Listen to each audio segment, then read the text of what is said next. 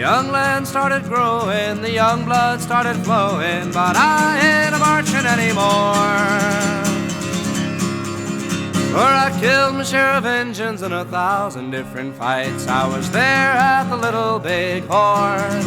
I heard many men a-lying, I saw many more a-dying, but I ain't a-marching anymore.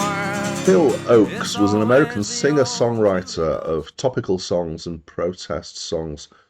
He was active in the 60s and early 70s and was quite strongly associated with anti-war protest songs in America. He wanted to be a journalist, and at about 1960 he started writing articles. He also quite quickly apparently started his own publication to be able to air his more radical ideas for articles that wouldn't get published elsewhere. But he also started writing songs and playing folk clubs.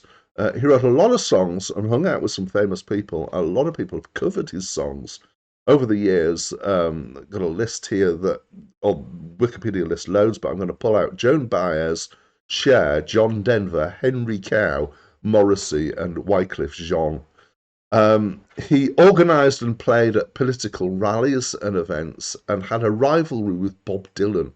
In fact, there's a tale that he was once thrown out of Bob Dylan's limo for criticising one of his songs. In the early 70s, he started to have mental problems. He got heavily into drinking. He had an experience of having an alternative identity for a while called John Butler Train. This faded after a few months, but in the wake of this, he started to talk about suicide, which he went through with in 1976. So as I said, he's known for his topical and political songs, but also for the wittiness of his songs. He released 8 albums during his lifetime, and several more have been released posthumously. Hi, my name's Dan. So this is not the first Phil Ochs album that I've reviewed. It wasn't that long since I reviewed one by him, but it's my first listen to this album. I've not heard it before. And I hadn't come across him before I started doing this list I'm reviewing. I would say in some ways it was a really easy album to review because it's a really straightforward album. In a lot of ways, there's not a lot to pick apart. So let's get into it.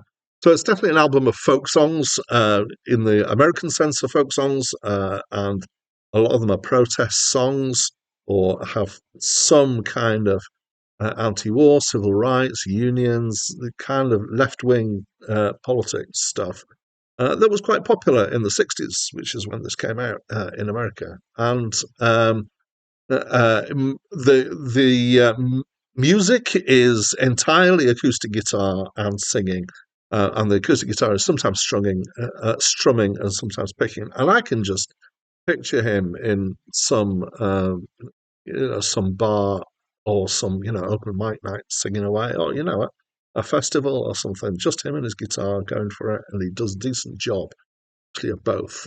So his guitar playing is strong.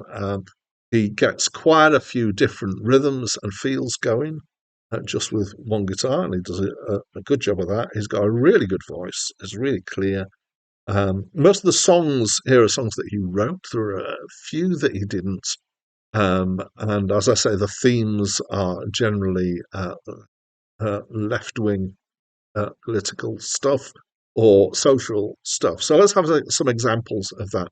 The title track is I'm Not Marching Anymore, which is an anti-war track. Now, I'd heard the title of this track before when I was reading up about Phil Ochs last time I did one, and I thought that title I'm Not Marching Anymore meant that he wasn't going to go on protests anymore. But no, it's about not going to war anymore. So it's about protesting against war throughout the ages. There's a track Iron Lady, which is about the electric chair, and it's opposed to the death penalty. There's a track Men Behind the Guns, so this is a celebration of gunners in the Navy. There's a track That Was the President, which is about JFK, and it's very much in favour. He wrote it after JFK was assassinated. And there's a song The Highwayman, which is quite different to the others. It feels much more like a real folk song to my mind, which is kind of, more historical, I guess, and a story about people dying and ghosts and things like that. I hope I haven't spoiled that for you. It's a setting of a poem by a guy called Alfred Noyes, apparently. and Phil Ochs has written the music for it. Most of his songs are pretty much on the nose. You know what they're about. They're really clear words. They're really, I mean, it's it's well done, and they're very memorable. Once you've heard one of the tracks, and when I came back the second time around, I felt like I knew pretty much all the tracks on a second listen. I felt I knew them pretty well. So, that means it's very immediate, which is what you want for this kind of stuff. You're getting a message across. You want that message to be remembered. Most of them are pretty much, they're not subtle, they're on the nose. There are a couple that are a bit more comic. Here's to the State of Mississippi isn't actually praising Mississippi, it's pretty much damning Mississippi. And the funniest track on the album is the Draft Dodger's Rag, which is a satirical thing about somebody going to the draft office but telling them all the reasons why he can't actually fight in the war. And so it's about draft avoidance. So it's good.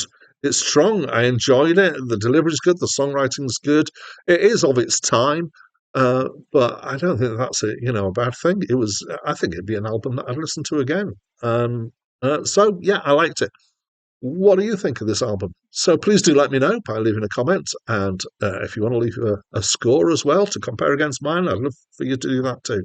So that's it from me for now. Oh, I'm just a typical American boy from a typical American town. I believe in God and Senator Dodd and I keep an old Castro down. And when it came my time to serve, I knew better dead than red. But when I got to my old draft board, buddy, this is what I said.